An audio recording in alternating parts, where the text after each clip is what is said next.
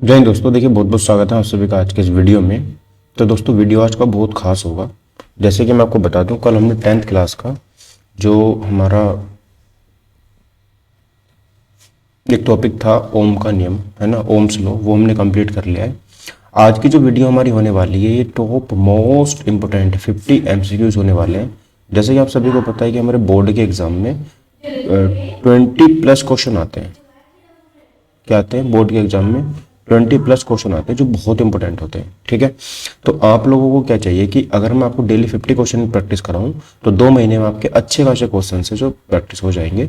तो मैं आपको यहाँ पे डेली 50 क्वेश्चन, डेली या अल्टरनेट डे पर एक दिन टॉपिक और एक दिन हमारा ये 50 क्वेश्चन मैंने आपको डेली प्रोवाइड कराऊं। ठीक है, और अभी वीडियो को मेरा कोई टाइम निश्चित नहीं हुआ है, लेकिन कल से मैं कोशिश करूंगा कि वीडियो को टाइम एक फिक्स कर दूं कि आपको वीडियो इस टाइम मिल जाएगी। ठीक है, तो जैसे मैं सोच रहा हूँ कि वीडियो आपको सुबह 7 बजे, सुबह 6 बजे, 7 बजे वैसे सही रहेगा। ठीक है, नहीं 7 बजे नहीं, इसको 6 बजे करते हैं। सुबह 6 बजे आपको वीडियो बहुत आसानी से मिल जाया करेगी। कोशिश करूंगा मैं, अभी जिस टाइम पर मिलती है आप उसी टाइम पर देख लिया करें, और चैनल को आपको सब्सक्राइब जरूर कर लेना है। ठीक है, जैसे ही चैनल पर 50 हमारे 50 लोग जुड़ जाएंगे, तब से हम लाइव क्लास यहाँ पे लेनी शुरू कर देंगे। ठीक है, लाइव क्लास टिल एग्जाम, मतलब डेली लाइव क्लास सुबह 6 बजे हम यहाँ पे लिया करेंगे और टॉपिक कंप्लीट किया करेंगे बहुत बेहतरीन तरीके से। तो आ जाइए सब लोग और देखते हैं यहाँ पे हमारा आज का पहला क्वेश्चन क्या कह रहा है। क्वेश्चन कह रहा है कि सर यहाँ पे which gas is evolved when zinc react with dilute hydrochloric acid. ठीक है, तो ये कह रहा है कि कौन सी गैस यहाँ से निकलती है जब डाइल्यूट HCl, ठीक है, जो HCl है वो जिंक से क्या करता है, बिक्रिया करता है। तो कौन सी गैस यहाँ पे निकलती है? तो डाइल्यूट जो हाइड्रोक्लोरिक एसिड होता है इसको हम लिखते हैं सर HCl। ठीक है, और जो हमारा जिंक होता है, हमने इसकी रिएक्शन कराई है जिंक के साथ में। ठीक है, तो क्या बनेगा बताओ, यहाँ से क्या बनेगा? तो अब देखो कौन सी गैस निकलती है यहाँ पे, तो हमारी हाइड्रोजन गैस निकलती है, क्योंकि यहाँ पर हमने एसिड की रिएक्शन कराई है इसके साथ में, मेटल के साथ में। ये देखो जिंक हमारा क्या होता है, मेटल होता है ना, और ये क्या होता है हमारा एसिड। और जब हम एसिड की रिएक्शन कराते हैं, चैप्टर नंबर 3 नो मेटल आपने पढ़ा होगा, तो यहाँ से हमारे कुछ बनेगा यहाँ से, और हमारा हाइड्रोजन गैस से इवॉल्व हो जाती है। आपने पढ़ चुका होगा ये सब चीजें। नहीं पढ़ा है तो भाई बहुत पीछे हो आप लोग, मैं ऑलरेडी अपने बैचेज में सब चीजें पढ़ा चुका हूँ ये, और आप लोग अभी तक देख रहे होंगे कि हमने कुछ नहीं पढ़ा, तो गड़बड़ बात है फिर ये। ठीक है दोस्तों, चलिए आगे देखेंगे। अब हम अपना सेकंड क्वेश्चन देखेंगे। सेकंड क्वेश्चन हमारा क्या कहता है। अच्छा, मैं आज क्या करा है मैंने कि हर क्वेश्चन के साथ में मैं कुछ ना कुछ एक्सप्लेनेशन जरूर लेके आया हूँ। तो आप ये जो एक्सप्लेनेशन है इसका अच्छे से लाभ उठाइएगा और बढ़िया से इसको पढ़िएगा, नोट्स बनाते रहिएगा जो आपको नहीं आता। तो देखते हैं यहाँ पे सर हमारा, जैसे कि व्हेन मेटल रिएक्ट, जब मेटल जो है वो हमारा रिएक्ट करता है डाइल्यूट एसिड के साथ में, तो यहाँ से हाइड्रोजन गैस इज रिलीज, वहां से हमारी हाइड्रोजन गैस रिलीज हो जाती है। तो इसकी रिएक्शन क्या बनती है, Zn बनती है, और Zn के साथ में हमने जब HCl की रिएक्शन करी तो ZnCl2 यहाँ पे बनकर तैयार हो रहा है। हाइड्रोजन गैस यहाँ से हमारी इवॉल्व यानी कि निकल के तैयार हो गई। ठीक है, अच्छा दिस इज ये अच्छा कौन सा रिएक्शन होगा हम, तो डिस्प्लेसमेंट रिएक्शन हो जाती है। कौन सी हो जाती है, डिस्प्लेसमेंट।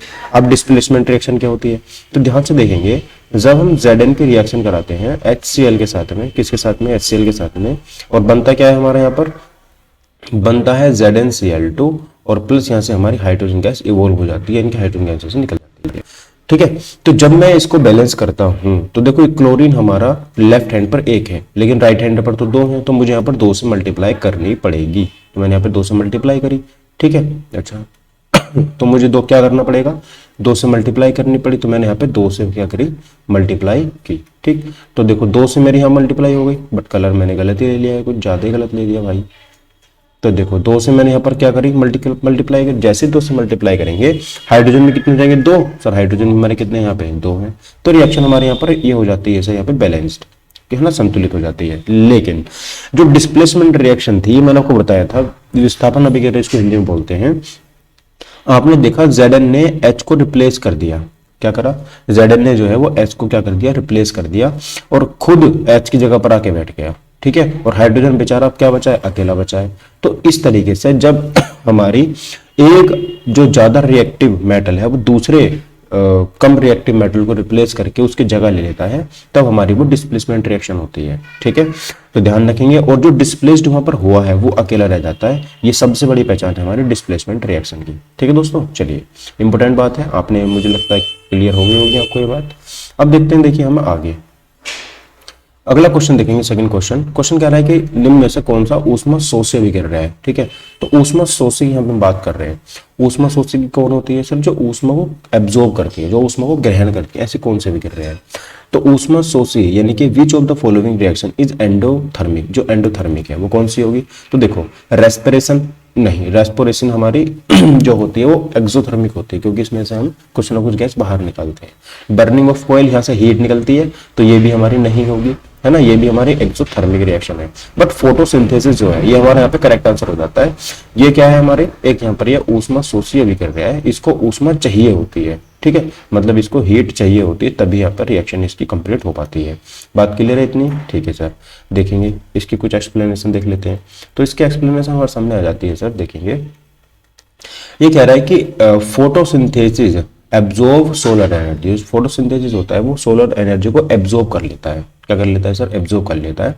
अच्छा, hence it is the endothermic reaction. ये क्या है हमारी? एंडोथर्मिक रिएक्शन हो जाती है। Energy is store in glucose. अच्छा, एनर्जी किस रूप में स्टोर होती है इनके अंदर? ग्लूकोज में रूप में स्टोर होती है, ठीक है। और अदर रिएक्शन रिलीज हीट, जैसे ऊर्जा का अवशोषण होगा तो वो ऊष्मा शोषी होगी, ये इसकी सबसे बड़ी पहचान है ना। ऊर्जा का अवशोषण होगा तो इसकी क्या होगी? सबसे बड़ी पहचान ही हो जाती है। क्वेश्चन नंबर 3 देखेंगे। क्वेश्चन नंबर 3 कह रहा है sir, pH value of acid, ठीक है, जो एसिड है हमारा उसकी पीएच वैल्यू हमको बतानी क्या होती है। तो देखेंगे, अम्ल का पीएच मान सामान्यतः कितना होता है? तो सामान्य की बात करेंगे, यानी कि नॉर्मल बात करेंगे, तो नॉर्मल तो सर कितना होता है? 7 होता है। कितना होता है? 7 होता है। थोड़ा सा पीएच स्केल के बारे में बता देता हूँ। जो पीएच स्केल होता है, ये पैमाना होता है हमारा, ठीक है, और ये इसमें 3 तरीके से हम इसमें बिंदु शो करते हैं, वैल्यू शो करते हैं। यहाँ पर हमारी 0 होती है, ये हमारा 7 होता है, ये हमारा यहाँ पर 14 होता है। 0 से 7 के बीच, ध्यान रखना 0 से 7 तक नहीं, 0 से 7 के बीच में जो हमारी वैल्यू हो जाती है वो हमारी क्या होती है सर? सारी की सारी एसिडिक होती हैं। और जो हमारी 7 से 14 आती है वो सब हमारी बेसिक नेचर की होती है। जो 7 पर होता है वो हमारा न्यूट्रल होता है। क्या होता है? न्यूट्रल होता है, ना ही एसिडिक होता है और ना ही हमारा बेसिक होता है, ठीक है। किसने दिया था सर ये? तो लोरेंसन ने दिया था। किसने दिया था? लोरेंसन ने हमें दिया था, ठीक है। चलिए, तो acid rain contains sulphuric and nitric acid. तो एसिड रेन में कौन सा यहाँ पर एसिड होते हैं? तो एसिड रेन की बात करेंगे तो यहाँ पर सल्फ्यूरिक एसिड आता है, जिसका हम फॉर्मूला लिखते हैं H2SO4, और नाइट्रिक एसिड आता है जिसको बोलते हैं हम HNO3। क्या बोलते हैं? HNO3, ठीक है, ध्यान रखेंगे। These acids lower the pH 7, है ना। तो ये हमारा जो pH है इनका कम होता है, 7 से बहुत कम होता है। तो नॉर्मल pH कितना होना चाहिए? 5.6, ठीक है। तो जब 7 से कम हमारा pH होता है तो उसको हम बोलते हैं सर वो एसिड हो गया। एसिड क्या हो गया? वो एसिड हो गया। इससे क्या नुकसान होता है? तो यह इमारतों व फसलों को बहुत ज्यादा नुकसान पहुंचाती है, जो हमारी एसिड रेन होती है, ठीक है, ध्यान रखेंगे इतनी बात, ठीक है सर। उम्मीद करता हूँ आपको चीजें समझ में आ रही होंगी। अगला देखेंगे 4th क्वेश्चन। निम्नलिखित में से कौन सी धातु को कैरोसिन में रखा जाता है? तो देखो, कैरोसिन के बारे में आपको पता होगा कि हम इसमें सबसे ज्यादा जो रिएक्टिव मेटल है उसको इसमें रखते हैं, है ना। रिएक्टिव मेटल कौन सी? जैसे हमने देखा होगा, हमने रिएक्टिव सीरीज पढ़ी होगी अपने, NaK होता है, Na होता है ना, MgM ऐसे करके होते हैं। तो यहाँ पर देखेंगे आयरन को कैरोसिन में नहीं रखा जाता, एल्यूमिनियम को भी नहीं रखा जाता, लेकिन सोडियम को रखा जाता है, क्योंकि ये मोस्ट रिएक्टिव मेटल है। जैसे ही हमारा ऑक्सीजन के या वाटर के संपर्क में आता है ये एकदम से ब्लास्ट हो जाता है, ठीक है। इसका सही आंसर हमारा ऑप्शन नंबर सी यहाँ पे हो जाएगा। बात क्लियर है इतनी? ठीक है सर, आगे देख लेते हैं। देखिए, अगला हमारा क्वेश्चन, इसका थोड़ा सा एक्सप्लेनेशन यहाँ पे आपको देख पाएंगे। एक्सप्लेनेशन में क्या है, देखो ज्यादा मुझे इसको जूम आउट करना पड़ेगा थोड़ा सा। हाँ, अभी सही है, ठीक है। तो देखो, तो देखिए sodium is highly reactive. Sodium क्या है? हमारा बहुत ज्यादा रिएक्टिव मेटल है, ठीक है। It reacts with air and moisture. ये रिएक्ट कर लेता है हमारा किसके साथ में? एयर के साथ में भी और मॉइस्चर के साथ में भी। तो इसको हम इसलिए कैरोसिन के अंदर रखते हैं, जिससे इसके अंदर ना ही एयर जा पाती है और ना ही मॉइस्चर जा पाता है।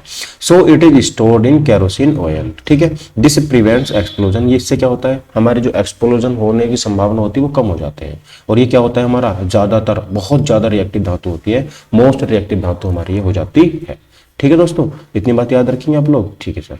नेक्स्ट देख लेते हैं। देखिए, अगला क्वेश्चन हमारा क्या हो जाता है, नेक्स्ट देखेंगे। क्वेश्चन नंबर 5 कह रहा है कि गुर्दे की क्रियात्मक इकाई क्या होती है? The functional unit of kidney, kidney की क्रियात्मक इकाई क्या है? तो ऑप्शन नंबर बी हमारा करेक्ट आंसर हो जाएगा। नेफ्रॉन जो होती है हमारी गुर्दे की क्रियात्मक इकाई हमारी होती है, फंक्शनल यूनिट ऑफ किडनी। ठीक है, तो इसका एक्सप्लेनेशन क्या होगा sir? Kidney filters blood, kidney क्या करती है हमारी? ब्लड को फिल्टर करती है। नेफ्रॉन परफॉर्म्स फिल्ट्रेशन, और नेफ्रॉन क्या परफॉर्म करते हैं? फिल्ट्रेशन को परफॉर्म करते हैं, यानी कि ये हमारे ब्लड को फिल्टर की तरह ये साफ करते हैं, जैसे फिल्टर पेपर साफ करता है। Each kidney has millions of nephrons, तो हर किडनी के साथ में हमारे मिलियंस ऑफ नेफ्रॉन्स होते हैं, इनके लाखों में होते हैं। कितने में होते हैं? ये हमारे लाखों में होते हैं। ठीक है, चलिए अच्छा, इट रिमूव वेस्टेज, ये हमारे शरीर से जो वेस्टेज होते हैं उसको बाहर करने में बहुत ज्यादा हेल्प करता है, यानी कि हेल्प यही की हेल्प नहीं है, यही बाहर करता है। जैसे मूत्र निर्माण में सहायक होता है। ठीक है, तो जो हमारा यूरिन होता है उसको जो बनाने का काम करता है वो यही करता है। बात समझ में आई आपको इतनी? ठीक है सर, ओके। आगे देखिए क्वेश्चन नंबर 6 हमारा क्या कह रहा है। क्वेश्चन नंबर 6 कह रहा है कि विद्युत धारा के ऊष्म प्रभाव को कौन सा नियम समझाता है ना? तो ऊष्म प्रभाव की बात करेंगे, विद्युत धारा का जो हमारा ऊष्म प्रभाव होता है उसको कौन सा नियम यहाँ पे समझाता है? तो ओम्स लॉ है सर हमारा, एक हमारा जूल्स लॉ है, एक हमारा फैराडे लॉ है, या फिर हमारा फ्लेमिंग्स लॉ है। ये सारे के सारे जो लॉ है ना बहुत ज्यादा इंपॉर्टेंट है। तो यहाँ पर हम बात करेंगे ऊष्म प्रभाव का जो नियम है ना, ऊष्म प्रभाव तो मैंने कल ही पढ़ाया था। ऊष्म प्रभाव W बराबर होता है V इंटू क्यू, है ना, ध्यान रखेंगे। ऊष्मा का तापीय प्रभाव एक टॉपिक हमारा विद्युत वाले चैप्टर में, इलेक्ट्रिसिटी वाले चैप्टर में, वहां पे मैंने कल ही पढ़ाया है ये। तो इसको हमारा option number B Joule's law इसको हमारा समझाता है। और W जो होता है यहाँ पर वर्क होता है, वर्क की जो यूनिट होती है वो हमारी जूल ही होती है। ठीक है, V की क्या होती है सर? वोल्ट होती है। Q की क्या होती है? कूलाम होती है। समझ में आई बात आपको? ठीक है सर, ठीक है सर, समझ में आया सर। अच्छा, इसकी कुछ एक्सप्लेनेशन देखेंगे। इसके एक्सप्लेनेशन जूल का लॉ कहता क्या है? तो ये कहता है हमारा जो हीट होती है ना, हीट क्या होती है? जो हमारा करंट होता है उसके तो स्क्वायर के प्रोपोर्शनल होती है, रेजिस्टेंस के भी प्रोपोर्शनल होती है, और जो हमारा टाइम है उसके भी प्रोपोर्शनल होती है। ठीक है, तो ये हमारा हीट का यहाँ पे फॉर्मूला हो जाता है, ध्यान रखेंगे। ये जूल्स लॉ के अकॉर्डिंग आया है। Heat depends on current, current पे डिपेंड करती है, रेजिस्टेंस को भी डिपेंड करती है, और टाइम के ऊपर डिपेंड करती है। यूज्ड इन इलेक्ट्रिक हीटर, और किस में यूज करते हैं इसको? हम इलेक्ट्रिक हीटर के अंदर उसका यूज करते हैं। एक्सप्लेन हीटिंग और अप्लायंसेज, यह बोर्ड को बहुत इंपॉर्टेंट, मतलब बहुत ज्यादा इंपॉर्टेंट फॉर्मूला यहाँ पर हो जाता है। कह रहा है कि बोर्ड के लिए बहुत इंपॉर्टेंट फॉर्मूला है। तो H equal to I square RT याद रखेंगे, बहुत ज्यादा इंपॉर्टेंट है। ठीक है फ्रेंड्स, ओके। तो देखेंगे अगला क्वेश्चन हमारा, अगला क्वेश्चन क्या कह रहा है? क्वेश्चन नंबर 7 क्वेश्चन कह रहा है कि कौन सा दर्पण वास्तविक और उल्टी छवि बनाता है? बताएंगे कौन सा ऐसा दर्पण है हमारा जो वास्तविक और उल्टी छवि बनाता है? देखो, उल्टी कौन बनाता है? इन्वर्टेड, और वास्तविक भी बनाता है, रियल बनाता है, रियल। तो कौन सा है वो बताओ? एक होता है हमारे पास कॉन्वेक्स, एक होता है हमारा कॉनकेव, है ना। तो ध्यान से देखेंगे, कॉनवेक्स, हिंदी मीडियम वाले समझ नहीं पाएंगे इसलिए थोड़ा लिख के समझाता हूँ। कॉनवेक्स, और अगला आता है हमारा कॉनकेव। तो ध्यान से देखना, जो कॉन्वेक्स होता है, ठीक है, इसको तो बोलते हैं हम यहाँ पर उत्तल दर्पण। कौन सा बोलते हैं यहाँ पे? हम उत्तल दर्पण इसको बोलते हैं। ठीक है, क्योंकि और कॉनकेव को क्या बोलते हैं यहाँ पे? हम अवतल बोलते हैं। क्या बोलते हैं? अवतल बोलते हैं। ठीक है, तो ध्यान से अब आप समझ जाओगे। तो उत्तल दर्पण हमारा किसी भी चीज को बहुत छोटी मैग्नीफाइंग करने के लिए दिखाता है, और सीधा इसका जो प्रतिबिंब बनता है वो कैसे बनता है? वास्तविक और उल्टा ही बनता है। अच्छा, अवतल जो दिखाता है हमारा, ठीक है, तो इसका सही आंसर कॉनकेव है ना। हाँ, तो इसका सही आंसर हमारा कॉनकेव हो जाएगा। ये वास्तविक इमेज और कैसे बनाता है? ये आभासी भी बना देता है, सीधी बना देता है। देखो, बनाते दोनों है, बस फर्क ये है कि हमारी जो वस्तु है, जो ऑब्जेक्ट है, वो रखा कहाँ पर है। तो अवतल दर्पण ज्यादा हमारी वास्तविक और उल्टी छवि बनाता है, तो इसका सही आंसर ऑप्शन नंबर सी हो जाएगा। Concave mirror converge light rays. अच्छा, कन्वर्ज और डाइवर्ज और समझ लीजिए, तो ये कन्वर्ज कर देता है। कॉनकेव क्या कर देता है? कन्वर्ज कर देता है, एक ही जगह इसका फोकस हो जाता है। और जो उत्तल दर्पण है ये हमारा डाइवर्ज कर देता है। जैसे कॉनकेव हमारा ये होता है ना, ये कॉनकेव है। तो जब इसके ऊपर हमारे लाइट्स आती हैं, क्या आती है इसके ऊपर? जब हमारी लाइट आती है तो ये क्या कर देता है? उनको कन्वर्ज कर देता है, और कन्वर्ज करके ना इसको ये हमारा इस तरीके से एक ही पॉइंट में मिला देता है। लेकिन जो हमारा कॉन्वेक्स होता है ना, ये कुछ इस तरीके से होता है। अब जब इसके ऊपर हमारी लाइट पड़ती है, ये हमारा मिरर हो गया, तो जब इधर से हमारी कोई रे आती है तो इसे टकराती है और इस तरीके से चली जाती है। इधर से कोई रे आती है, टकरा के इधर चली जाती है, तो ये डाइवर्ज कर देता है। इसलिए हमें इनको पीछे बढ़ाना पड़ता है ना, और इसको भी पीछे बढ़ाना पड़ता है, तब जाके हमारा यहाँ पर एक प्रतिबिंब बनता है, एक इमेज बनती है। बात समझ में ही नहीं आई आपको? ठीक है, तो इसका सही आंसर हमारा कौन सा हो जाएगा? ऑप्शन नंबर सी हो जाएगा, कॉनकेव मिरर। दूसरा देखेंगे image can be obtain on screen. अच्छा, जो हमारी कॉनकेव में इमेज बनती है उसको हम स्क्रीन पर उतार सकते हैं, पर्दे पर उतार सकते हैं, ठीक है। अच्छा, किस में यूज होता है इसका? हाईलाइट्स में इसका यूज होता है। तभी तो हमारी बाइक की जो चीजें हैं, बाइक में जब लाइट जलती है तो वो एक ही जगह फोकस हो जाती है ना, तो ध्यान रखेंगे। बाकी जो दर्पण है वो हमारा आभासी छवि बनाते हैं, ध्यान रखेंगे, ठीक है, जैसे उत्तल दर्पण हो गया। बात समझ में ही नहीं आई आपको? इतनी बताइए बस। क्वेश्चन नंबर 8 देखेंगे, विद्युत शक्ति की इकाई क्या है ना? द यूनिट ऑफ विद्युत शक्ति की इकाई यानी कि the unit of electric power is. तो इसका सही आंसर हमारा ऑप्शन नंबर भी हो जाएगा, वॉट हमारा करेक्ट आंसर है। जो विद्युत शक्ति की इकाई है वो वाट नंबर हो जाती है, ठीक है दोस्तों। चलिए, इसमें थोड़ा सा हमारा एक एक्सप्लेनेशन है जिसको हम यहाँ पे देख लेते हैं, क्या कह रहे हैं साहब हमारे। ये कह रहे हैं कि जो हमारा जो इलेक्ट्रिक पावर होती है ना, जो हमारी क्या होती है इलेक्ट्रिक पावर होती है, ये इक्वल होती है किसके? एनर्जी के या टाइम के। जैसे ऐसा यूनिट क्या होती है इसकी? वाट होती है। तो पी की जो हमारी ऐसा यूनिट, पी बराबर होता है हमारा वी आई। ये फॉर्मूला आपको याद होने चाहिए भाई साहब। सर जी, अगर आपको याद नहीं है ना तो बोर्ड में आप ऊपर नीचे देखोगे कि हम क्वेश्चन कैसे करें, क्वेश्चन कैसे अटेम्प्ट करें। तो पी बराबर वी आई होता है, तो इसकी ऐसा यूनिट क्या होती है हमारी? वाट होती है, WA, ठीक है, ध्यान रखेंगे। दूसरा, एक वाट में कितना होता है? एक watt equal to 1 joule per second, तो यानी कि used to rate appliance of 100 watt bulb, ठीक है। समझ में आई बात? आपको नहीं समझ आई तो छोड़ देंगे, इतना इंपॉर्टेंट नहीं है, ठीक है। अब देखेंगे आगे सर, अगला क्वेश्चन देखेंगे, क्वेश्चन नंबर 8, निकट दृष्टि दोष में कौन सा लेंस प्रयोग होता है? तो निकट की बात करेंगे यानी कि पास की बात करेंगे, मायोपिया की यहाँ पर हमारी बात हो रही है। तो मायोपिया यानी कि जो निकट दृष्टि दोष है उसमें हम कौन सा लेंस को यूज करते हैं? कॉनकेव लेंस यहाँ पर हम यूज करते हैं, अवतल दर्पण यहाँ पे हम यूज करते हैं। इसकी एक ट्रिक भी है जो हमारे सर ने हमें याद कराई थी, तो मैं भी आपको याद करा देता हूँ। एक होता है यहाँ पर हमारा मायोपिया, क्या होता है? मायोपिया। एक होती है हमारे पास यहाँ पर हाइपर मेट्रोपिया, हाइपर मेट्रोपिया, ठीक है। और इसको हिंदी में क्या बोलते हैं? इसको बोलते हैं हम यहाँ पर निकट दृष्टि दोष। इसको हम यहाँ पे, सॉरी, मायोपिया को तो दूर निकट बोलते हैं ना, हाँ। हाइपर मेट्रोपिया को हम बोलते हैं दूर दृष्टि दोष। तो हिंदी वालों के लिए तो आसान है, लेकिन इंग्लिश वालों के लिए उल्टा, क्योंकि इंग्लिश हमेशा उल्टी चलती है ना। तो जैसे देखो, दूर में हमारे शब्द क्या है? कम है, और निकट में हमारे शब्द क्या है? ज्यादा। तो ऐसे ही जैसे निकट में शब्द ज्यादा है, वैसे ही अवतल में भी तो शब्द ज्यादा है ना उत्तल के कंपैरिजन में। तो यहाँ पर जिसमें शब्द ज्यादा उसमें अवतल, और जिसमें शब्द कम उसमें उत्तल, ध्यान रखेंगे। जो इंग्लिश वाले हैं वो इसको उल्टा करेंगे। मायोपिया में आप हाँ, मायोपिया की बात करेंगे तो देखो, मायोपिया में बात करेंगे तो उल्टा है, यानी कि आपको जैसे इसमें कम शब्द दे रखे हैं तो कम शब्द वाला नहीं लेना, आपको ज्यादा शब्द वाला लेना है। और जैसे कि ये मैंने गलत ही मार्क कर दिया यहाँ पे,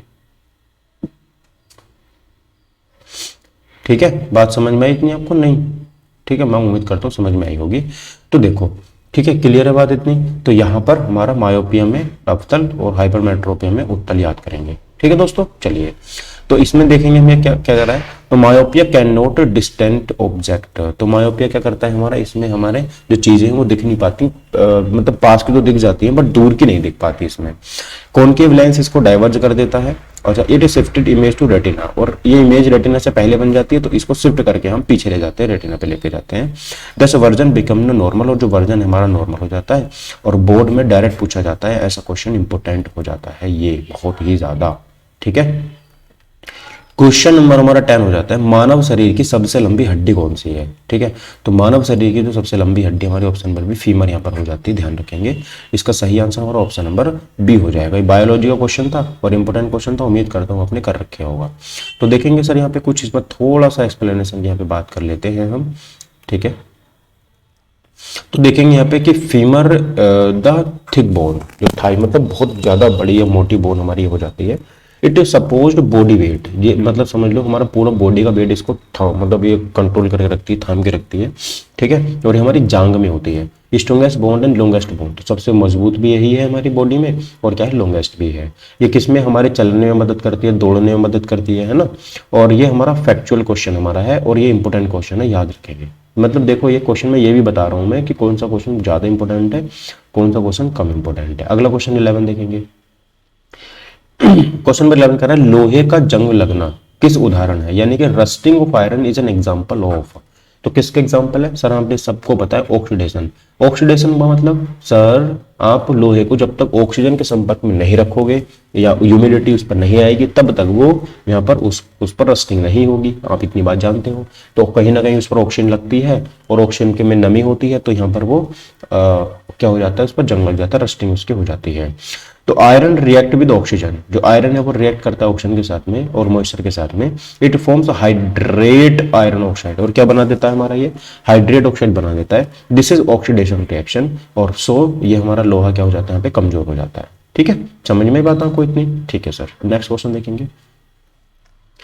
नेक्स्ट क्वेश्चन देख लेते हैं गाइस, यहाँ पे क्वेश्चन नंबर 12। श्वेसन गैस के लिए असेंशियल फॉर रेस्पिरेशन, है ना, रेस्पिरेशन के लिए कौन सी गैस हमें आवश्यक है? तो ऑप्शन बी O2 बहुत ज्यादा जरूरत है। तो अगर हमें सांस लेना है तो हमारे लिए O2 क्या है, बहुत ज्यादा जरूरत है।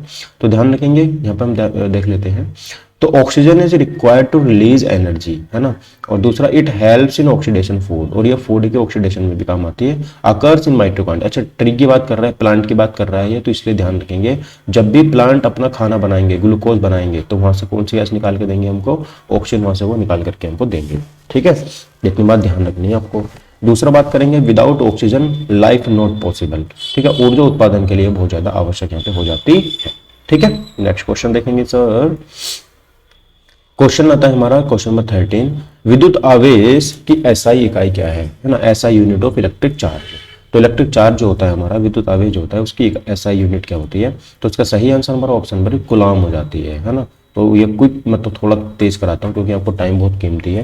तो ध्यान से देखेंगे, कूलाम हमारा जो एसआई यूनिट होती है ना, किसकी चार्ज की, वो क्या होती है? कूलाम होती है। Charge is measured in coulomb, और चार्ज किस में मापा जाता है? कूलाम में मापा जाता है। इसका सिंबल होता है C। ठीक है, अच्छा 1C इक्वल टू क्या होता है हमारा? 1C इक्वल टू होता है 1A इंटू 1 सेकेंड। ठीक है, ध्यान रखेंगे। तो इलेक्ट्रिक चैप्टर का ये बेसिक फैक्ट है जो आपको पता होना चाहिए। आगे देख लेते हैं सर, यहाँ पे हमारा अगला क्वेश्चन क्या हो जाता है। क्वेश्चन हमारा सर 14, रक्त शर्करा को नियंत्रित करता है, यानी कि blood hormones controls blood sugar. तो रक्त शर्करा को नियंत्रित करने वाला हार्मोन कौन सा? तो सबको पता होगा, इंसुलिन होगा। इससे फैक्चुअल क्वेश्चन और इससे इंपोर्टेंट क्वेश्चन तो है ही नहीं। समझ गए बात आप लोग? नहीं। ठीक है, तो देखेंगे यहाँ पे हम अगला क्वेश्चन यहाँ पे देख लेते हैं। थोड़ी सी इसमें हमारी एक्सप्लेनेशन हो जाती है, क्या है देखेंगे। तो insulin is secreted by pancreas. तो इंसुलिन जो है हमारे कहाँ से निकलती है? पेनक्रियाज से निकलती है।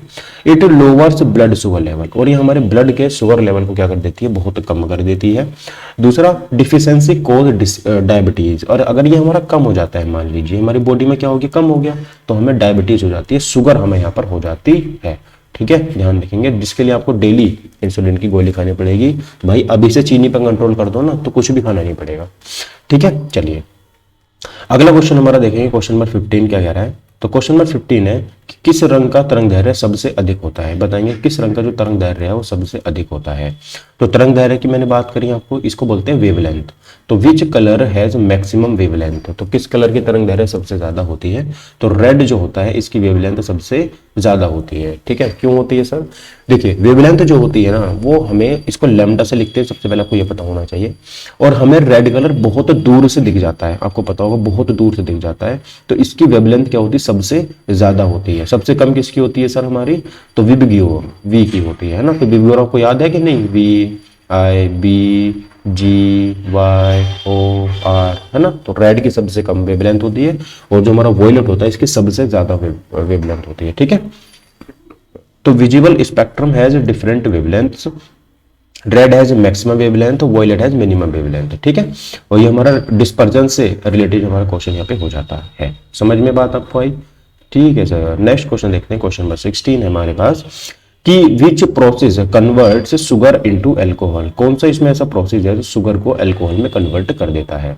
ठीक है, तो शुगर को अल्कोहल में कन्वर्ट करना है तो इसको बोलते हैं हम फर्मेंटेशन। ठीक है, क्या बोलते हैं? फर्मेंटेशन बोलते हैं। हिंदी में इसको बोलते हैं किण्वन विधि। कौन सी विधि है? किण्वन हमारी विधि हो जाती है, जिसमें हम क्या करते हैं? अल्कोहल को, मतलब जो चीनी होती है ना, शर्करा जो होती है, उसको कन्वर्ट कर देते हैं अल्कोहल के अंदर। ठीक है, तो इंपोर्टेंट क्वेश्चन हैं सारे के सारे, आगे देखेंगे। तो इसमें देखेंगे कि सर फर्मेंटेशन जो हमारा होता है, ठीक है, तो जो फर्मेंटेशन हमारा होता है, फर्मेंटेशन, अच्छा ज्यादा ही आगे चला गया है क्या मैं? एक minute guys, wait wait wait wait wait, हाँ ये आ गया। देखेंगे यहाँ पे हम देखेंगे कि fermentation is an anaerobic process. ये हमारा कैसा प्रोसेस होता है, तो एनएरोबिक प्रोसेस हमारा होता है।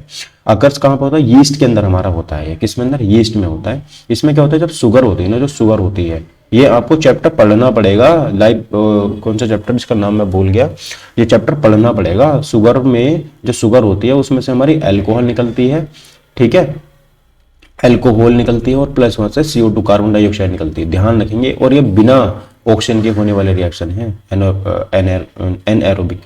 ठीक, किसमें होता है, यूज इन इंडस्ट्री। इंडस्ट्री में इसका बहुत ज्यादा यूज होता है, ध्यान रखेंगे। फर्मेंटेशन प्लांट लगे होते हैं सब में, आपने देखा होगा अक्सर। क्वेश्चन नंबर 17, सार्वभौमिक यूनिवर्सल डोनर ब्लड ग्रुप कौन सा है। ठीक है, तो universal donor blood group is कौन सा, तो सार्वभौमिक रक्तदाता कौन से हैं, तो ऑप्शन डी हमारे ओ हो जाते हैं, है ना, जो यूनिवर्सल डोनर कहे जाते हैं। सार्वभौमिक रक्तदाता हमारे कौन से, डी है। तो O group has no antigens, O के पास में कोई एंटीजन नहीं होते हैं। Can donate to all groups, ये जितने भी हमारे ग्रुप है ना, सबको ब्लड डोनेट कर सकता है। अच्छा, O negative is best, O negative क्या होता है, हमारा बेस्ट ब्लड ग्रुप होता है। और जो यूज्ड इन इमरजेंसी, इमरजेंसी में इसका यूज बहुत ज्यादा होता है, ध्यान रखेंगे। ठीक है, चलिए सर आगे देखते हैं। देखिए क्वेश्चन नंबर हमारा 18 है, मस्तिष्क का कौन सा भाग संतुलन को नियंत्रित करता है, बैलेंस बनाए के रखता है, तो इसका आंसर है सेरेबेलम। ध्यान रखना, सेरेब्रम और सेरेबेलम में कभी कंफ्यूज नहीं होंगे। तो संतुलन यानी कि बैलेंस बना के रखना, संतुलन बना के रखने का काम हमारा सेरेबेलम का होता है, ना कि सेरेब्रम का होता है। अब आप चाहते हो कि ब्रेन को एक्सप्लेन कर दो, भाई पॉसिबल नहीं है। ब्रेन टॉपिक बड़ा है, ब्रेन के हमारे 3 भाग होते हैं, ठीक है, तो उनको आपको फोर ब्रेन होता है हमारा, एक मिड ब्रेन होता है, हमारा हिंड ब्रेन होता है। तो इनको आपको पहले पढ़ना पड़ेगा भाई। अगर आपने नहीं पढ़ा है तो कमेंट करना, नेक्स्ट वीडियो ब्रेन के ऊपर ही आ जाएगी। ठीक है, देखो एक्सप्लेनेशन देखेंगे। सेरेबेलम कंट्रोल्स पोस्चर, जो सेरेबेलम होता है हमारा, वो पोस्चर को सारे के सारे कंट्रोल करता है। इट मेंटेन बैलेंस, बैलेंस बना के रखता है हमारी बॉडी में। कोऑर्डिनेट्स मूवमेंट, जो मूवमेंट्स हम आसपास में करते हैं, जो हमारे मूवमेंट्स होते हैं उनको कोऑर्डिनेट करता है, कहाँ हमको क्या करना है। डैमेज कॉजेज इन इम्बैलेंस, अगर ये डैमेज हो जाता है तो हमारी बॉडी इम्बैलेंस हो जाती है। यहाँ से डायरेक्ट क्वेश्चन ये बोर्ड में पूछा गया था। ठीक है, क्लियर बात है। नेक्स्ट देखेंगे क्वेश्चन नंबर 19 कि विच acid is present in vinegar, यानी कि शुगर सिरका जो होता है इसमें कौन सा अम्ल पाया जाता है, तो इसमें हमारा एसिटिक जो अम्ल होता है वो पाया जाता है। लैक्टिक इसमें होता है, बताओ, ये मिल्क के अंदर हमारा पाया जाता है। दूसरा जो हमारा सिट्रिक होता है ये हमारा लेमन के अंदर होता है। किसके अंदर होता है सर, लेमन के अंदर।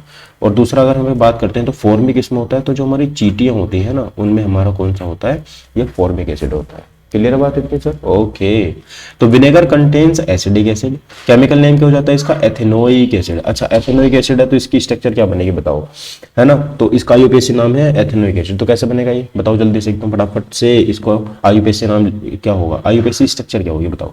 वीक ऑर्गेनिक एसिड है हमारा, बहुत ज्यादा वीक ऑर्गेनिक एसिड है हमारा, यूज्ड इन फूड, इसको हम कभी कभी खाने में भी यूज कर लेते हैं। और एसिड चैप्टर का ये बेसिक फैक्ट है, जो हमने एसिड चैप्टर पढ़ा होगा आप लोगों ने। ठीक है, नेक्स्ट देखते हैं कौन सा ऊर्जा स्रोत नवीकरणीय है, कि विच, ये हमारा इंपॉर्टेंट क्वेश्चन है और ये आया है हमारा जो एनवायरमेंट प्रोग्राम, एनवायरमेंट चैप्टर है, चैप्टर नंबर 13 साइंस का एनसीईआरटी का, उससे आया है। कौन सा ऊर्जा का स्रोत नवीकरणीय है, यानी कि विच एनर्जी सोर्स है रिन्यूएबल, है ना, तो इसका सही आंसर है विंड। विंड का हमारा क्या हो जाएगा करेक्ट आंसर, ये रिन्यूएबल है, यानी कि एक बार अगर आपने हवा किसी चीज में यूज कर ली तो हम उसको दोबारा से यूज कर सकते हैं। ठीक है, जैसे पवन चक्की में होता है, तो पवन चक्की में ये हवा, इस एनर्जी को हम बार बार यूज कर सकते हैं। देखो wind energy never exhaust, wind energy को हम कभी भी खत्म नहीं कर सकते। इट इज रिन्यूएबल, ये रिन्यूएबल होती है। डज नॉट पोल्यूट, इसको पोल्यूटिव भी नहीं कर सकते। कोल एंड पेट्रोलियम आर लिमिटेड, लेकिन जो कोल होते हैं ना, यानी कि कोयला होता है और जो पेट्रोल, ये तो लिमिटेड है। इनको आप ज्यादा यूज करो तो जल्दी खत्म हो जाएंगे, कम यूज करो तो कम खत्म होंगे, है ना। और ये क्या होती है, हमारी जो एयर होती है एनवायरमेंटल फ्रेंडली भी होती है, तो इसलिए ये हमारी सबसे इंपॉर्टेंट यहाँ पे हो जाती है। ठीक है, तो इसलिए पवन चक्की हमने देखा होगा, हम कई बार लगा देते हैं। अब बताएंगे क्वेश्चन इंपॉर्टेंट है, विद्युत धारा की जो एसआई यूनिट होती है वो क्या होती है, तो विद्युत धारा की एसआई यूनिट होती है हमारी एम्पियर। ठीक है, अच्छा, वोल्ट किसकी होती है, विभवांतर यानी कि पोटेंशियल डिफरेंस की होती है। वॉट किसकी होती है, पावर की होती है। ओम किसकी होती है, रेजिस्टेंस की होती है। ठीक है, ये मैंने सब बता दिया। अच्छा, जो हमारा करंट होता है उसको मेजर किससे करते हैं, तो अमीटर से मेजर करते हैं, इतना याद रखें हम। ठीक है, किससे मेजर करते हैं हम, जो इलेक्ट्रिक करंट होता है तो उसको मेजर करते हैं हम अमीटर से। ठीक है सर, ओके। नेक्स्ट क्वेश्चन बताएंगे सर। क्वेश्चन है हमारे पास कि which metal is liquid at room temperature, कौन सा मेटल है हमारा, मेटल बहुत ध्यान से कौन सी धातु है जो कमरे के ताप पर द्रव अवस्था में होती है ना? Which metal is liquid at room temperature. तो सही आंसर हमारा ऑप्शन नंबर बी हो, मरकरी जो हमारी यहाँ पर है वो क्या है, हमारी यहाँ पर द्रव अवस्था में यानी कि लिक्विड फॉर्म में पाई जाती है रूम टेम्परेचर पे। ठीक है, ध्यान रखेंगे आप इतनी बात। ओके सर, आगे देखेंगे। तो इसके बारे में थोड़ा सा मैं आपको एक्सप्लेन कर देता हूं क्योंकि एक्सप्लेन करना जरूरी है। तो mercury remains liquid at room temperature. जो मरकरी जो होती है वो हमारी रूम टेम्परेचर पर लिक्विड फॉर्म में होती है। सिंबल क्या होता है इसका, तो हम इसे लिखते हैं सर Hg से। ठीक है, ध्यान रखेंगे। अच्छा, किस में यूज होता है इसका, हमारा थर्मामीटर में यूज होता है। अब देखो, कल मैंने थर्मामीटर पढ़ाया, तो थर्मामीटर के भी कई टाइप होते हैं, है ना? एक लैब में थर्मामीटर यूज करा जाता है। तो क्वेश्चन ये आया था कि क्या हम लैब के टेम्परेचर से अपनी बॉडी का टेम्परेचर माप सकते हैं? तो आप कहोगे सर जी नहीं। क्यों? क्योंकि लैब का जो टेम्परेचर जो थर्मामीटर होता है, लैब थर्मामीटर, वो -10 डिग्री सेंटीग्रेड से 110 डिग्री सेंटीग्रेड तक मापता है। तो इसमें तो हमारा आएगा ही नहीं कहीं भी। ठीक है, आएगा लेकिन इतना एक्यूरेट नहीं बता पाएगा भाई। ये समझ में आई भाई अपनी? हाँ, ओके, आगे देखते हैं। अगला क्वेश्चन देखेंगे। समतल दर्पण द्वारा, ठीक है, समतल दर्पण द्वारा बनी छवि को हम क्या कहते हैं? तो जहां तक देखेंगे, the image formed by a plane mirror. तो प्लेन मिरर जो हम घरों में यूज करते हैं वो कैसा बनता है? तो सर वो हमारा वर्चुअल एंड इरेक्ट बनता है। वर्चुअल एंड इरेक्ट का मतलब होता है उसका लेफ्ट राइट चेंज हो जाता है ना? तो आप जब अभी आप शीशे में जाके खड़े होगे, शीशे में अपना देखोगे, मुंह देखोगे, तो आपको जो राइट है वो लेफ्ट लगेगा और जो लेफ्ट है वो राइट लगेगा। ठीक है, ध्यान रखेंगे। दूसरा, plane mirror forms virtual image. कैसी इमेज बनाता है हमारे पास? वर्चुअल इमेज बनाता है। और image is erect, erect image होती है हमारे ये, और same as object, image object के बिल्कुल सेम होती है। जैसे ये मिरर यहाँ पे लगा हुआ है, ठीक है, और इस मिरर में आपको यहाँ पर अपना फेस देखना है भाई साहब, और आप यहाँ पे अपना फेस इस मिरर में देख रहे हो। तो यहाँ पर हमने देखा कि ये जो पीछे से हमारा कलर वाला भाग है, पहले आप यहाँ पर खड़े थे, ठीक है भाई साहब, ये आप यहाँ पे खड़े थे। अरे भाई कैसे बनता है मुझे तो पता भी नहीं। यहाँ पे खड़े थे तो आपका जो इमेज है बिल्कुल सेम दिखेगा, लेकिन जब आप पास में हो जाओगे तो आपका इमेज इतना बड़ा हो जाएगा। ठीक है, कितना बड़ा हो जाएगा? इतना बड़ा हो जाएगा। तो ये आपकी दांत हो गई यहाँ पे, और यहाँ पर कान हो गया, ठीक है, और यहाँ पर 2 बाल हो गए। ठीक है दोस्तों, तो यहाँ पर आपको इतना ही बड़ा इमेज दिखेगा। क्लियर है बात? क्लियर है सर। नेक्स्ट क्वेश्चन देखेंगे। तो इसमें क्या होता है, इसमें थोड़ा सा जान लेंगे कि plane mirror forms virtual image. कैसा बनाता है? हमारा वर्चुअल आभासी इमेज बनाता है ये। और इमेज कैसा होता है? हमारा इरेक्ट होता है, सेम एज ऑब्जेक्ट होता है, can not be obtain on screen. इसको हम स्क्रीन में नहीं उतार सकते। Distance behind mirror equals object distance. ठीक है, तो जैसे हम जितना ऑब्जेक्ट से दूर रहेंगे उतना ही हमारा इमेज हम मिरर से दूर रहेगा। ठीक है, डिस्टेंस वो इक्वल होती है इमेज की और हमारी। अच्छा, which gas is responsible for acid rain? कौन सी गैस है जो एसिड रेन के लिए रेस्पॉन्सिबल होती है? तो सर वो सल्फर डाइऑक्साइड होती है, जिसको बोलते हैं हम SO2। अब आपके लिए टास्क ये है कि मैंने अभी एसिड रेन किसकी वजह से होती है, कौन कौन से उसमें एसिड होते हैं, आप मुझे बताइए इन कमेंट बॉक्स। तो कमेंट बॉक्स में बताना जरूर है। चैनल को सब्सक्राइब कर लेना है। आपको लाइव कंटेंट में प्रोवाइड कराने वाला हूं विदाउट कोई भी छुट्टी के, और ये हम डिस्कस करेंगे जब तक आपके एग्जाम नहीं हो जाता साइंस का। ठीक है, चलिए, तो इसका सही आंसर हमारा क्या हो जाएगा? 50 आपको सब्सक्राइब यहाँ पे करा देंगे। ठीक है दोस्तों, चलिए तो यहाँ, अरे गाइस मैंने पेन ना अपना भेज दिया है, पता नहीं कहाँ चला गया पेन। तो आपको 1 मिनट का वेट करना पड़ेगा बस। मैं एक पेन आपका वापस ले आता हूं।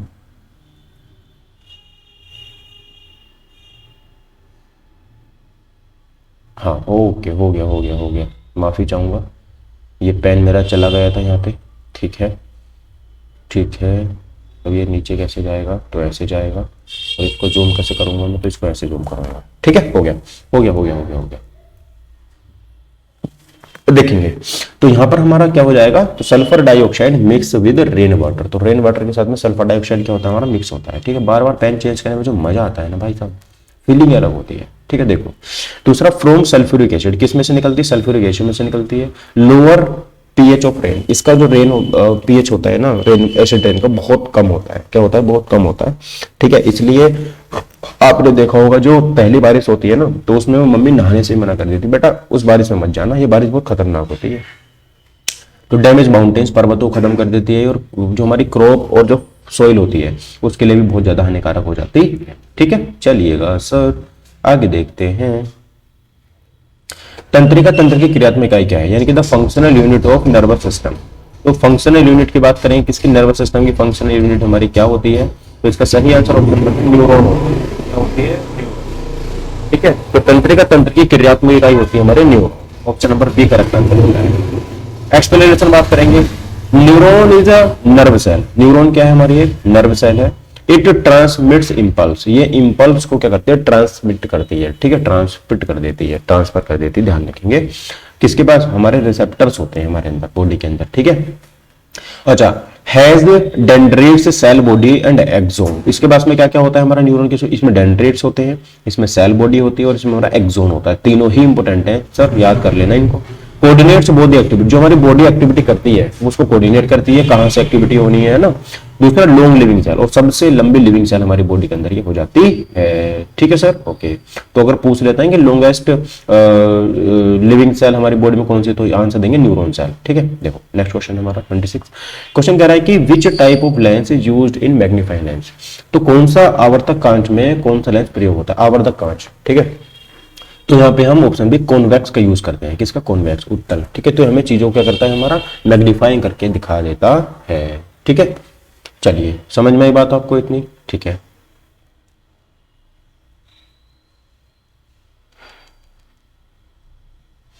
नेक्स्ट क्वेश्चन देखेंगे। ठीक है, सॉरी, इसका थोड़ा सा एक्सप्लेनेशन देखेंगे। ये क्वेश्चन कह रहा है हमारा कि सर कि कॉन्वेक्स लेंस कन्वर्ज लाइट, ये लाइट को क्या कर देता है, हमारा कन्वर्ज कर देता है। Convex, convex from enlarge virtual image बनाता है। और viewed in see small object, हाँ सही है, सही है, जो हमारा छोटे ऑब्जेक्ट देखने के लिए हम इसको यूज करते हैं। और which object placed with in focal length, और फोकल लेंथ हमारा जो प्लेस्ड होता है, फोकल लेंथ हमारा ऑब्जेक्ट रखा होता है, और कॉमन ऑप्टिकल इंस्ट्रूमेंट हमारा इससे बनते हैं। ठीक है, चलिए क्वेश्चन देखते हैं। क्वेश्चन अगला हमारा क्वेश्चन हो जाता है, ओहो बहुत आगे पहुंच गए हम तो।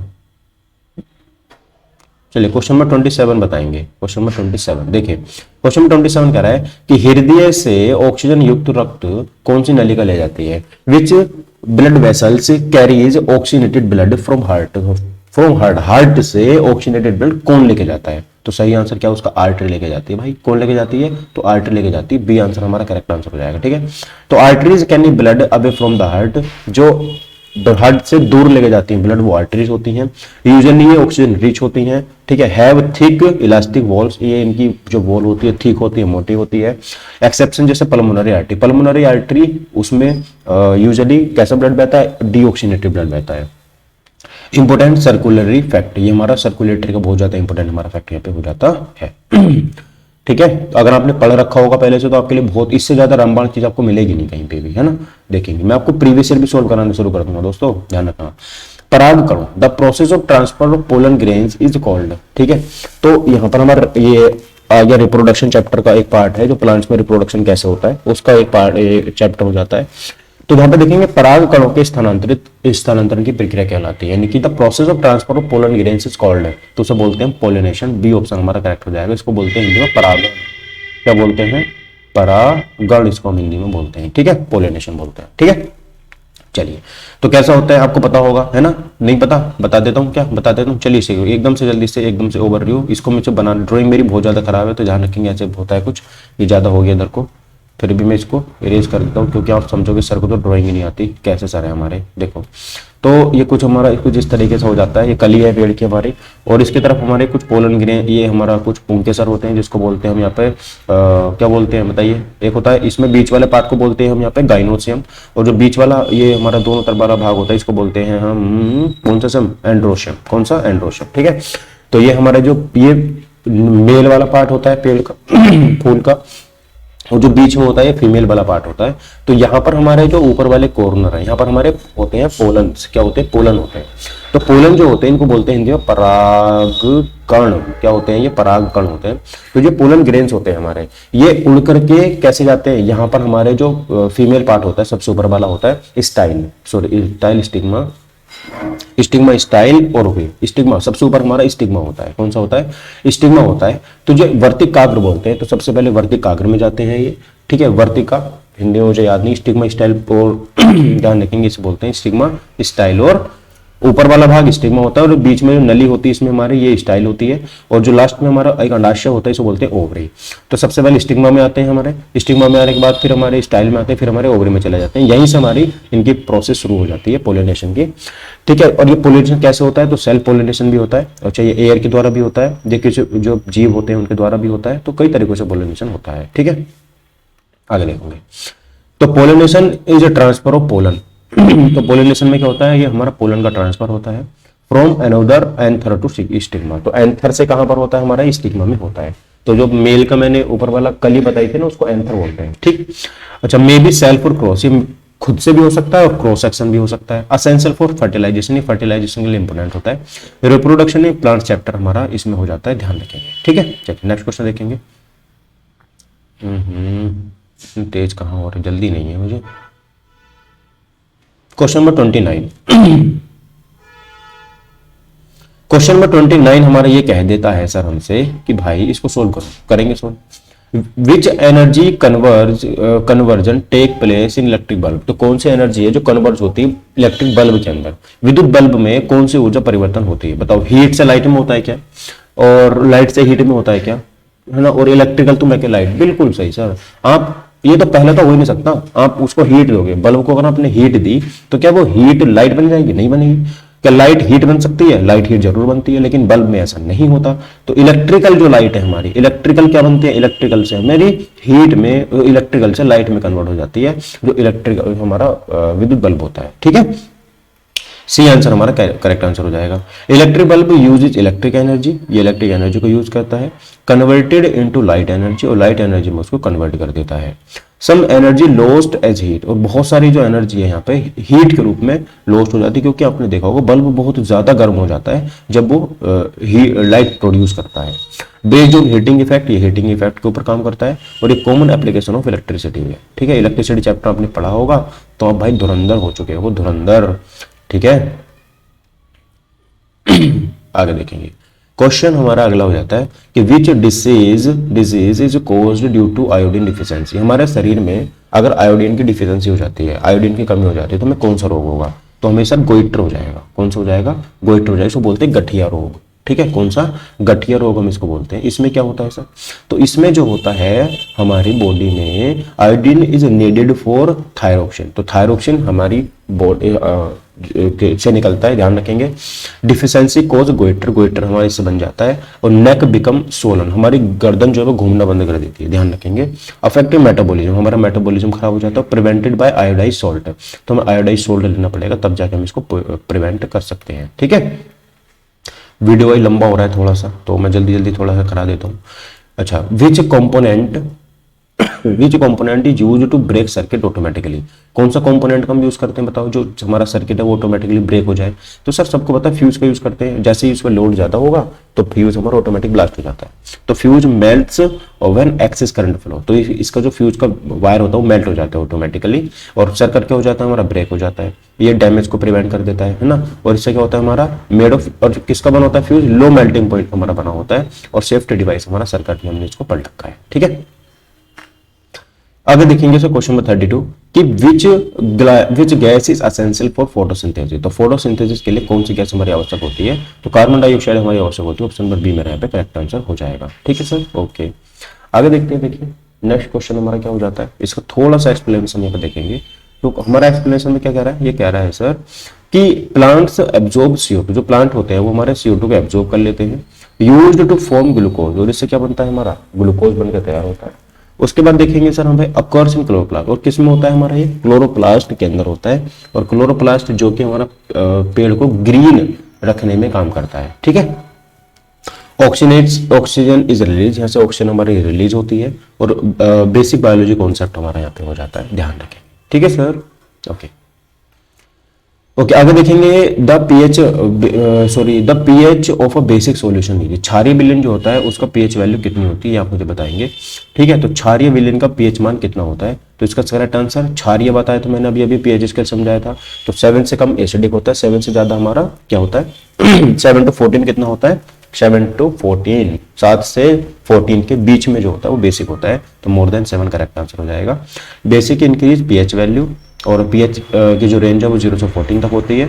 और अगर हमारा बेसिक होगा तो 7 से ज्यादा होगा, स्ट्रॉन्ग बेस होगा तो हायर पीएच होगा, जितना पीएच ज्यादा होगा वो स्ट्रॉन्ग बेस होगा। एग्जांपल जैसे NaOH, ठीक है। तो आप क्वेश्चन आता है कि वीक एसिड, इनमें से वीक एसिड और आपको स्ट्रॉन्ग एसिड पहचानना है, तो उसके लिए पता है आपको क्या होना चाहिए, उसके लिए आपको याद होना चाहिए। क्या याद होना चाहिए सर? इनके सबके पीएच वैल्यू याद होनी चाहिए, ठीक है। देखो, कौन सी धातु का निष्कर्षण विद्युत अपघटन के द्वारा होता है? तो which metal is extracted by the electrolysis. Electrolysis हम क्या अलग करते हैं? तो कॉपर, एल्यूमिनियम, जिंक या फिर आयरन। तो एल्यूमिनियम हो रहा है, करेक्ट आंसर हो जाएगा ऑप्शन नंबर सी, ठीक है। तो एल्यूमिनियम को हम पे इलेक्ट्रोलाइसिस प्रोसेस के द्वारा अलग करते हैं, ठीक है। तो ये प्रोसेस भी कई सारे होते हैं, आपको पता है ना। रोस्टिंग होता है एक हमारा, और कौन सा होता है एक हमारा, बताओ? एक कैल्सिनेशन होता है ना। देखो, तो aluminium is high reactive. Aluminium क्या है हमारा? बहुत ज्यादा हाई रिएक्टिव मेटल है। Can not be reduced by carbon, और एक कार्बन के द्वारा रिड्यूस इसको हम नहीं कर सकते।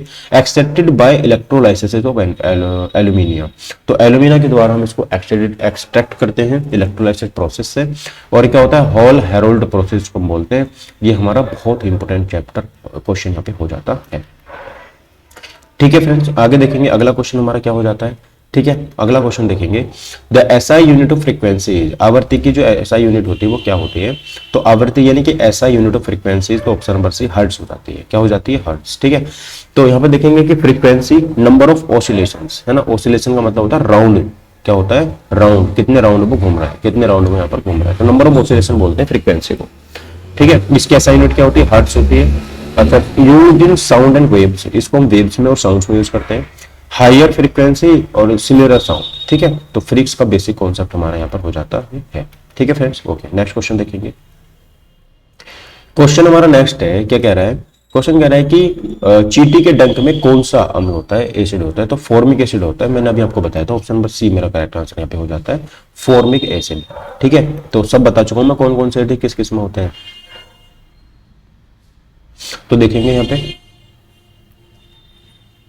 तो आंट इंजेक्ट फॉर्मिक एसिड, तो आंट जो हमारे काटती है तो हमारी बॉडी में कौन सा एसिड भेज देती है? तो इंजेक्ट कर देती है, फॉर्मिक एसिड इंजेक्ट कर देती है। इससे क्या होता है? कॉजेज पेन एंड इरिटेशन, है ना। इससे क्या होता है? हमारा इरिटेशन बढ़ जाता है। न्यूट्रलाइज्ड बाय माइल्ड बेस, आप इसके माइल्ड बेस का यूज कर सकते हो इसको न्यूट्रलाइज करने के लिए। और क्या, लाइक जैसे बेकिंग सोडा, बेकिंग सोडा आप इसका यूज कर सकते हो, ठीक है, इसको न्यूट्रलाइज करने के लिए। आगे देखेंगे, देखिए नेक्स्ट हमारा क्या हो जाता है। क्वेश्चन में 37 कह रहा है कि which organ storage bile juice, है ना। तो कौन सा ऑर्गन है हमारा जो बाइल जूस यहाँ पे निकालता है? पित्रस निकालता है। तो करेक्ट आंसर हमारा होगा ऑप्शन नंबर सी, जो गोल ब्लैडर होता है ये हमारा बाइल जूस प्रोड्यूस करता है, बाइल जूस निकालता है, ठीक है। तो liver produce bile, okay, liver से निकलता है हमारा ये। और गोल ब्रोडर स्टोरेज, और गोल ब्लैडर जो है वो इसको स्टोर करके अपने पास रख लेता है, ठीक है। अच्छा, किस में हेल्प करता है? हमारा जो पाचन होता है ना उसमें बहुत ज्यादा हेल्प करता है, ध्यान रखेंगे। आइएगा, डाइजेशन में हेल्प करता है। और रिलीज्ड इनटू स्मॉल इंटेस्टाइन, और किस में जाके मिल जाता है हमारा? जब निकलता है ना हमारा यकृत से निकलता है ये, और कहाँ जाकर मिल जाता है हमारा ये? छोटी आंत यानी कि स्मॉल इंटेस्टाइन में जाकर के मिल जाता है, ठीक है। तो याद रखेंगे आप लोग इस बात को भी। आगे देख लेते हैं, देखिए क्वेश्चन नंबर हमारा 38 है, सोलर कुकर में कौन सा दर्पण प्रयोग होता है? सोलर कुकर में कौन सा दर्पण प्रयोग होता है? तो कॉनकेव दर्पण जो है वो उसमें यूज होता है सोलर कुकर में, ठीक है। क्योंकि जो कन्वर्ज करने वाला होगा, कन्वर्ज, मैंने एक बार शायद मुझे ऐसा लगता है मैंने गलत बता दिया, कन्वर्ज और डाइवर्ज। तो जो कन्वर्ज करने वाला होगा वही हमें इसमें चाहिए होगा, तो कन्वर्ज करेगा लाइट को। Concave mirror converge light sunlight, ठीक है। प्रोड्यूस हाई टेम्परेचर, इससे क्या होगा? हमारा हाई टेम्परेचर प्रोड्यूस होगा। यूज इन कुक फूड, इससे हमारा क्या होगा? कुक खाना जल्दी बनेगा। और ये रिफ्लेक्शन के ऊपर काम करता है, बेस्ड ऑन रिफ्लेक्शंस, ठीक है, ध्यान रखेंगे। नेक्स्ट क्वेश्चन देखेंगे सर कि which substance turns blue litmus to red, तो कौन सा है हमारा जो ब्लू लिटमस को रेड में कन्वर्ट कर देता है? तो वो होता है हमारा एसिड होता है। क्या होता है? एसिड होता है, ठीक है, ध्यान रखेंगे। Acid turn blue litmus to red due to presence of H+ ion, क्यों कर देता है? क्योंकि उसके अंदर ना, एसिड के अंदर H+ आयन्स होते हैं। क्या होते हैं? H+ आयन्स होते हैं। अच्छा, बेसिस डू अपोजिट, बेस क्या करते हैं? इसका जस्ट अपोजिट करते हैं, वो करते हैं हमारे रेड से ब्लू, क्या करते हैं? रेड से ब्लू करते हैं, ठीक है। Litmus is a natural indicator, litmus क्या होता है? हमारा नेचुरल इंडिकेटर होता है। कुछ हमारे मैनमेड भी होते हैं, जैसे फिनोल फथेलिन हो जाता है ना, दूसरा बात करेंगे एसिड बेस चैप्टर में, हमने इसको पढ़ चुके हैं गाइस, बहुत अच्छे से इसको पढ़ चुके हैं। आप कहाँ थे, आपने पढ़ाई क्यों नहीं की भाई। अगला, which part of flower develops into fruit, कौन सा भाग है हमारा पेड़ का, फूल का, जो फ्रूट में डेवलप होता है। तो सबको पता होगा हमारा ओवरी जो होता है ना, ओवरी जो फीमेल पार्ट होता है ओवरी, वो हमारा फल बन जाता है, जिसको हम खा लेते हैं बाद में जाके, ठीक है। क्या बन जाता है, फल बन जाता है, ठीक है। चलिए देखेंगे यहाँ पे, आफ्टर फर्टिलाइजेशन, जब हमारा फर्टिलाइजेशन यहाँ पे कंप्लीट होता है, after fertilisation ovary grow, ovary क्या शुरू हो जाती है, ग्रो करने शुरू कर देती है। इट डेवलप्स इनटू फ्रूट, वो किस में कन्वर्ट हो जाती है, वो फिर हमारा फल बनना शुरू हो जाता है। ओव्यूल्स बिकम सीड्स, ओव्यूल्स में क्या होता है हमारा, है ना, ओव्यूल्स हमारा बीज बन जाते हैं, जो ओव्यूल्स होते हैं बीज बन जाते हैं। और ये हमारा रिप्रोडक्शन फैक्ट है, इसको छोड़ेंगे, आगे देखेंगे। अगला है हमारा, which gas is used in fire extinguisher, तो कौन सी गैस है हमारी जो फायर एक्सटिंग्विशर में यूज होती है। तो अग्निशामक यंत्र में कौन सी गैस प्रयोग होती है, तो ऑप्शन सी कार्बन डाइऑक्साइड यहाँ पे यूज होती है, ठीक है। तो CO2 does not support burning, ये जो बर्निंग होती है उसको सपोर्ट नहीं करती है, ठीक है। तो ये उसका क्या करती है, अपोज कर देती है, तो उसको बुझाने में हम इसको अग्निशमन का यूज कर लेते हैं, ठीक है friends, okay. Cuts oxygen supply, oxygen की सप्लाई को ये कट कर देती है। और हैवियर देन एयर, और एयर से क्या होती है, थोड़ी सी हैवी होती है। Used electric fire, electric fire में भी इसका यूज कर लेते हैं, ठीक है, ध्यान रखिए। अगला क्वेश्चन हमारा यहाँ पे हो जाता है दोस्तों, क्वेश्चन नंबर हमारा 42, प्रकाश संश्लेषण की दर किस प्रकाश में अधिक होती है, बताएंगे। जो प्रकाश संश्लेषण की दर होती है वो कौन सा प्रकाश में सबसे ज्यादा यहाँ पे होगी, तो ऑप्शन सी हमारा करेक्ट आंसर होगा, रेड प्रकाश में सबसे ज्यादा होगी, लाल प्रकाश में। क्वेश्चन न्यू है और इंपोर्टेंट भी हो जाता है, ठीक है, तो न्यू भी है और इंपोर्टेंट भी हो जाता है, याद रखेंगे, ठीक है फ्रेंड्स, ओके। थोड़ी सी एक्सप्लेनेशन मैं आपको यहाँ पे बता देता हूँ, देखेंगे। ये कह रहा है हमसे सर, ये कह रहा है कि chlorophyll absorb red light, chlorophyll क्या होता है, सबसे ज्यादा वो रेड लाइट को एब्जॉर्ब करता है। क्लोरोफिल जो क्लोरोप्लास्ट के अंदर होता है वो सबसे ज्यादा रेड लाइट को एब्जॉर्ब करता है। हैंस रेट इन मैक्सिमम, इससे क्या होता है हमारा जो रेट है ना फोटोसिंथेसिस का, वो इंक्रीज हो जाता है। ग्रीन लाइट इज रिफ्लेक्टेड, तो ग्रीन लाइट को क्या कर देता है, वो रिफ्लेक्ट कर देता है, ग्रीन लाइट से उसको कोई फर्क नहीं पड़ता। Blue is second best, blue क्या हमारी सेकंड बेस्ट है। और लाइट स्पेक्ट्रम कॉन्सेप्ट हम इसको पढ़ चुके हैं, लाइट स्पेक्ट्रम वाले कॉन्सेप्ट में, ठीक है। चलिए अब देखेंगे हम यहाँ पे अगला क्वेश्चन क्या हो जाता है। अगला क्वेश्चन, रक्त के थक्के बनाने में कौन सा विटामिन सहायक होता है ना। Okay, which vitamin helps in blood clotting, तो कौन सा विटामिन है जो ब्लड की क्लॉटिंग में हमारा हेल्प करता है, तो डी विटामिन के जो है वो हमारा ब्लड की क्लॉटिंग में बहुत ज्यादा हेल्प करता है। तो ध्यान से देखेंगे, विटामिन के is required for clotting, clotting के लिए बहुत ज्यादा इंपॉर्टेंट है ये। प्रिवेंट्स एक्सेसिव ब्लीडिंग, और हमारी जो से मान लीजिए बहुत ज्यादा ब्लीडिंग हो रही है तो उसको प्रिवेंट करने में विटामिन के ही इस्तेमाल होता है। डिफिशियंसी कॉजेज ब्लीडिंग डिसऑर्डर, तो अगर ये कम हो जाता है ना हमारी बॉडी में, जैसे प्लेटें कम हो जाती हैं तो ब्लीडिंग डिसऑर्डर हो जाता है हमारी बॉडी में, वो जमना रुकना पता नहीं खून के साथ जब घटनाएं हो जाती हैं शुरू। फाउंड इन ग्रीन वेजिटेबल, सबसे ज्यादा ग्रीन वेजिटेबल्स में पाया जाता है, इसलिए जब हमारी प्लेटें गिरती है तो हमको बकरी का दूध, गाय का दूध, और जब ठीक हो जाते हैं तो हरी सब्जियां बताई जाती है खाने के लिए, बेटा हरी सब्जी खाओ वरना हरे हरे हो जाओगे।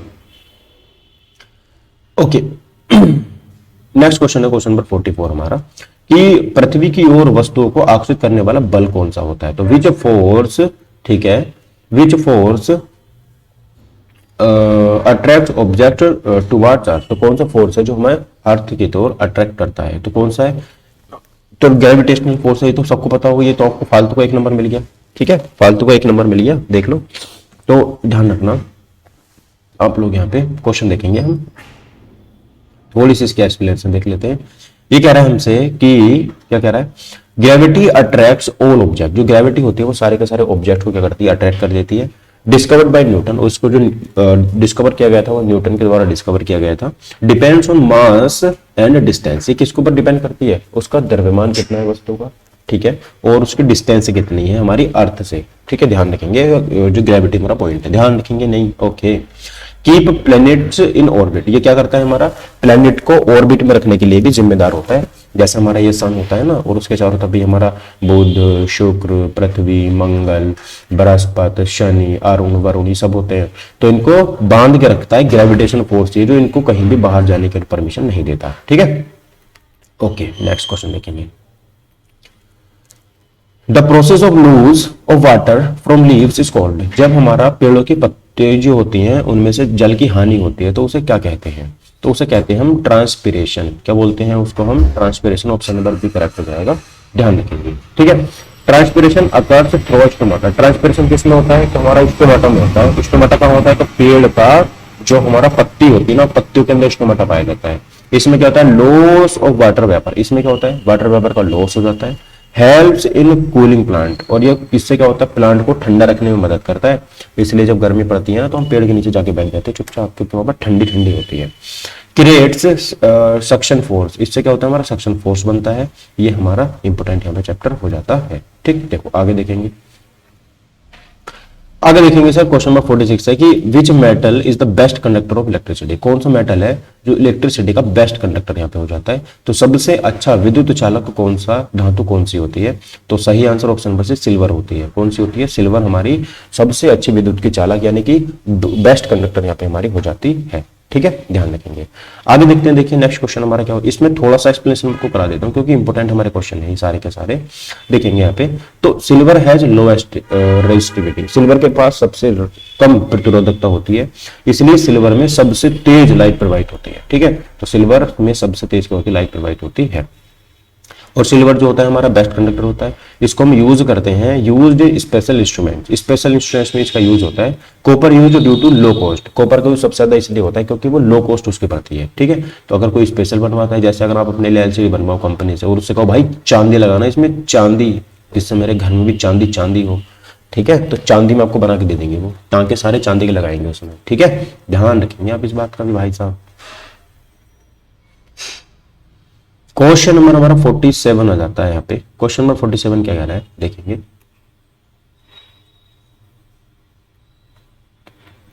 श्वसन किस प्रकार की अभिक्रिया? आ ही गया क्वेश्चन दोबारा से ये, तो भाई वो एक्सोथर्मिक है। क्या है वो? एक्सोथर्मिक है, ध्यान रखेंगे। तो श्वसन किस प्रकार की अभिक्रिया? हमारे एक्सोथर्मिक रिएक्शन में हो जाती है।